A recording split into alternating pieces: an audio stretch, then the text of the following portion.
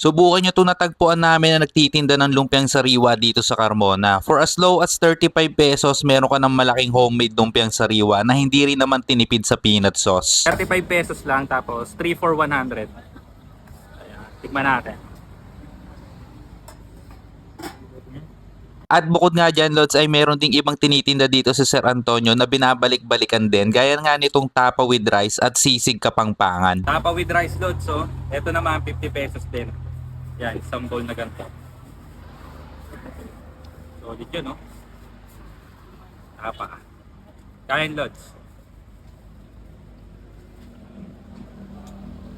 Amoy pa lang ang bango na.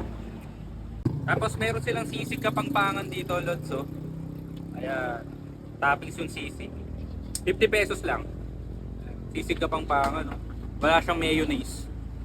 Kain.